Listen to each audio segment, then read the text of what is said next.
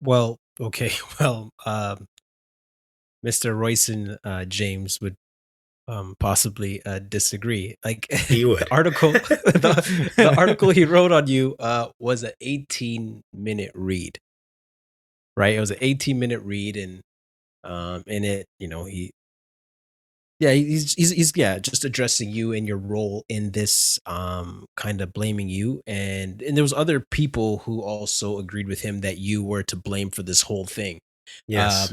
There was somebody from the Peel District School Board, Kathy McDonald, and Hmm. she said, I was disgusted that it was our own people who were involved in what I consider to be a public lynching of Donald McLeod. It's the Peel District School Board trustee Kathy McDonald, who said she and others watched in despair as the virtual hearing streamed for 17 days last December and February. In the end, it boiled down to a bunch of vindictive, envious people that just hate the skin they are in, she said. Yeah, Mm-mm-mm. man. She came hard, eh? Yeah, Kathy's mad at me. I know So, Kathy McDonald actually. I've worked with her in the past, and yeah. Sorry, I'm stepping on your question. Go no, ahead. no, no, no. Go ahead. Go ahead. Expound. I was going to ask, expound on that. Well, I'm really glad that you brought this particular quote up, Darnell, as the first thing from the piece, because is it really a logical conclusion and a fair and honest conclusion that if I doggedly reported on this judge, that it must be because I hate myself as a black person? Because that's what she's saying.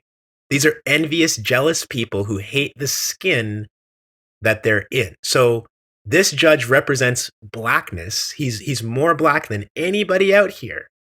And when you criticize him, that shows that you hate yourself as a black person. That is absurd. It's actually extremely racist to say that this upper Mhm. class black man who represents the institution is more of a symbol of blackness than anybody else. Like, this is the height of what black people can be, is when we make it to the bench and we can be a judge and rule over. Is that the height of blackness, that you're not allowed to criticize lest someone say you hate yourself as a black person? Like, but these are the kinds of opinions that Royce and James decided to include in his hit piece. And it's a shame, because if he had a better argument to make against my work, I'm sure he would have. And if people like Kathy McDonald, who I know and have worked with before on these very issues of anti-black racism, Kathy was the subject of a really awful report at the Peel District School Board a couple of years ago. She came on my radio show. We did an extensive segment where, we talked about and we analyzed what they were doing to Kathy. Is it really the case that I hate myself as a black person when 2 years ago, Kathy and I were sitting in a studio talking about what was being done to her? I just think these aren't the arguments of people who have a real substantive gripe. They're just hurt because they like and respect this judge, but I think they like and respect him so much that they think he's untouchable. And as I said, that's very dangerous. It would be dangerous if it was me, people were treating like that. It would be dangerous if it was anybody being treated like that. And I'll add another thing. Royson quoted another person in his piece who said, many now find themselves asking, if this could happen to a judge, could this happen to me? So if a judge can be questioned for his behavior, well, then gosh, none of us are safe. I'm sorry, ain't that the reverse of how it's actually in real life? Like, Mhm. if the state goes or the media goes and picks on somebody sleeping in a tent in the rain this evening, that's the, if it can happen to that person, it can happen to me, because that's the person who has no protection. A judge actually has tons of protection, so much so that he can be found 3 times to be engaging in actions that are incompatible with his job and keep getting more chances. There are people in jail today who made a mistake in their life, made a bad choice in their life, and nobody gives them the second and third and fifth and 10th chances that a Mm. judge gets. So the judge being held to account is not the crazy standard that everybody else has to be afraid of. We actually need powerful people to be held to account rather than people like me who were just writing about what the powerful person was doing. I think that that's they're kind of getting it backwards. Mhm. Yeah, I think this reminds me of, uh, the W.B. Du Bois talented 10th concept about how in order for Black people to do well, you gotta have the most talented 10% of Black people, uplifted and empowered and protected. Yep. Um, would you see that would you say that's this is what you're kinda seeing here? I think that's exactly what's going on here, Darnell, and I think that that's a really important way to think about this because Royson does to me in that piece that he wrote for the Toronto Star, which is like 4,000 words, like 2 full pages of the Sunday newspaper. I have never seen Royson given that much space to write an opinion. But Mhm. he goes after me so hard. They use a picture of me. They say people are calling me Judas. I hate the skin that Judas. I'm in. Yeah, oh yeah, these things are Mhm. all in there, right? But Mhm. so how come it's not fair to criticize McLeod because you're tearing down the community, but it's okay to do it to me? Because I'm not in this talented 10th club.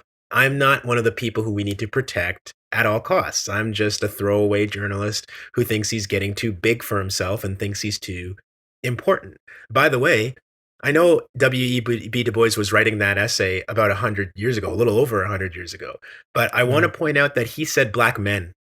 He was very, very Yeah. specific that it was men who Yes, were that's part right. of the talented 10th. And I'm That's right. sorry to say that even though it's 2021, there are a lot of people who still think that it's men like Justice McLeod, straight, tall, you know, like conceivably handsome black Christian men who are Yeah. going to lead all the rest of us to, salvation and liberation.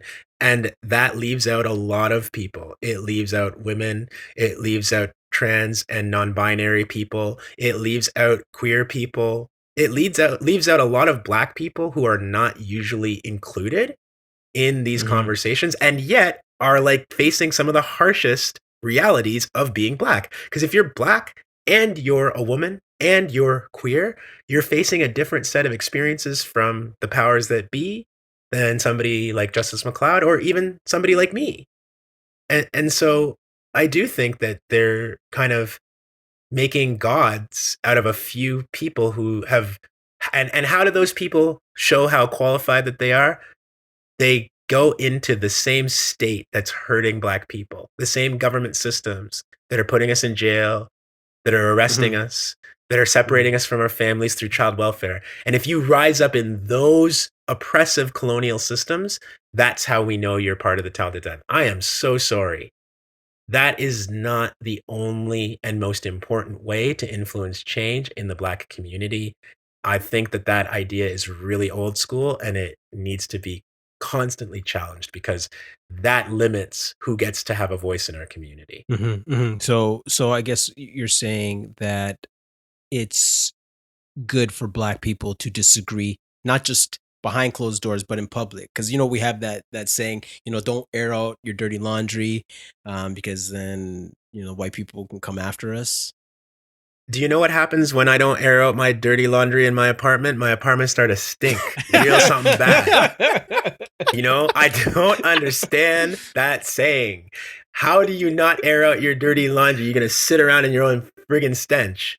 That's all that's going to happen if you don't air out your laundry. And by the way, that is a central part of Royce and James's argument and the argument of a lot of other people who wouldn't even want me to do this podcast because, hey, the white man is listening.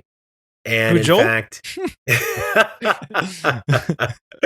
Joel or any other person, and they're going to use our disagreements against us. So we shouldn't act like we have disagreement in public. We should just all be together. And I ask myself, do all the other racial groups have that burden as well? Or is it just black people who are not allowed? Like being a human being means you're allowed to have diversity within your group so that Mhm. different black people can actually have different opinions on stuff.